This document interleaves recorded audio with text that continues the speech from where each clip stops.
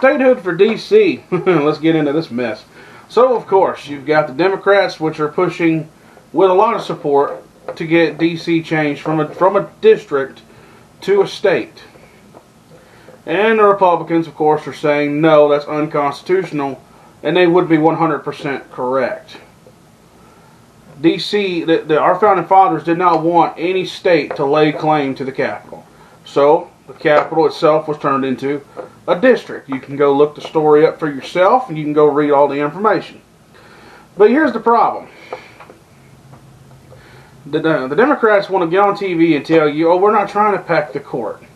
But what does giving statehood to D.C. do? It opens the gate for them to put another justice on the Supreme Court. And another justice in the Supreme Court, more seats in the Senate, more seats in the House. And they currently have the White House. So, you tell me what this is. Because yet again, they've taken another blatant power grab and turned it into a racial debate, because now all of a sudden all the Republicans who stand in the way of that are being called racist, and their attempts to stop this are called racial garbage by Nancy Pelosi. No.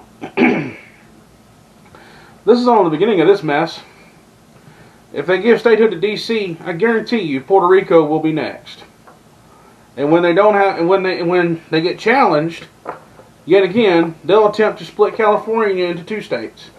They could do that legally. California is big enough; it could be split into two states. More judges, more senators, more congressmen, congresswomen, more people in the House and Senate.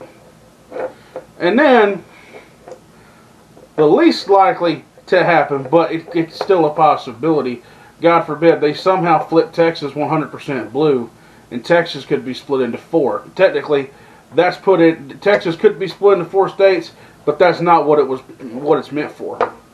That's not what it's meant for, but I guarantee you they'll attempt to use that to gain 4 additional states and put more justices on the Supreme Court, more senators, more governors, more people in there so they can have as much power as possible, and they refuse to let go of it. This is what you voted for, people. You didn't vote for politicians to represent you. You voted for politicians that are only out for more power.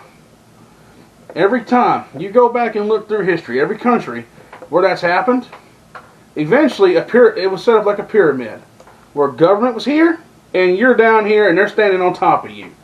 Whatever they say, you have to do it. So remember, when the Democrats have succeeded in packing the Supreme Court, gaining 100% majority lead in the House, the Senate, and the White House, and they're cramming one progressive policy after another down your throat, remember, it's what you voted for.